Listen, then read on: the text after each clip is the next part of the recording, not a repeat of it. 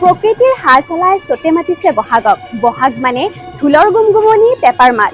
এইফালে আখৰাত ব্যস্ত হৈ পৰিছে আমাৰ ডেকা গাভৰুসকল।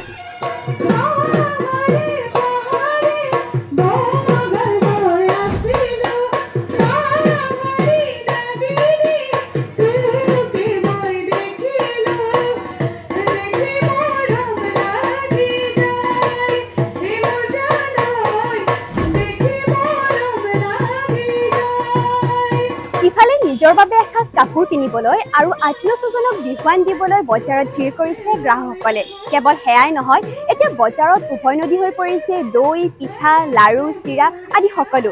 চাওঁ আহক TV9 অসমৰ এক বিশেষ প্ৰতিবেদন।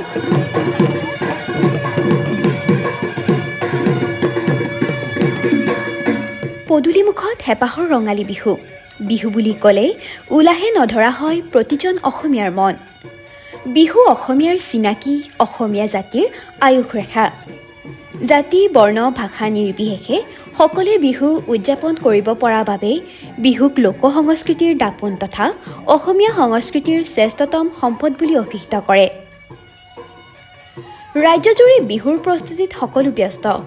গাঁৱে ভূঞে, নগৰে চহৰে এতিয়া কেৱল ৰঙালী বিহুক আদৰাৰ প্ৰস্তুতি।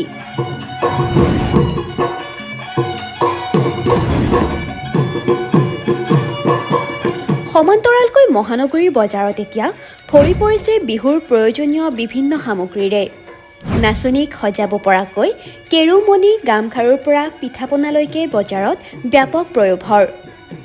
বিহুলৈ বুলি যাবলৈ হেঁপাহৰ ৰিহাখন, প্ৰিয় বিহুৱান, টঙালি সকলো সামগ্ৰীৰে ভৰি পৰিছে বজাৰ। মুঠৰ ওপৰত মহানগৰীৰ বজাৰতো এতিয়া পোৱা গৈছে ৰঙালীৰ সুগন্ধ। একাংশ ব্যৱসায়ীৰ মতে বিহু আৰু ঈদ প্ৰায় ওচৰা ওচৰিকৈ পৰাৰ বাবে বিহুৰ বজাৰ এইবাৰ পূৰ্বতকৈ ভাল হৈছে। মেখেলা চাদৰ ভিতৰত মুগা, টচ মুগা, টচৰ, তাৰপিছত ননী কটন, কেঁচাপাত কটন, এইবিলাক মানে পাটৰ তুলনাত এইবিলাক বেছি বিক্ৰী হৈছে মানে বিহু বুলি।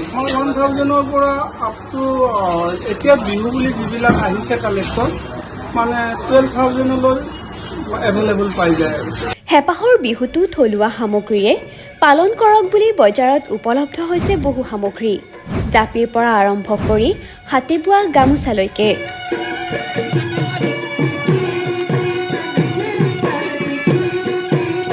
দাম আৰু বস্তুৰ দাম আৰু বাঢ়িছে, ক'তনো কমিব আৰু আগতকৈ বাঢ়িছে মূল্যবৃদ্ধি হৈছে আৰু চব বস্তুৰ দাম বাঢ়িছে।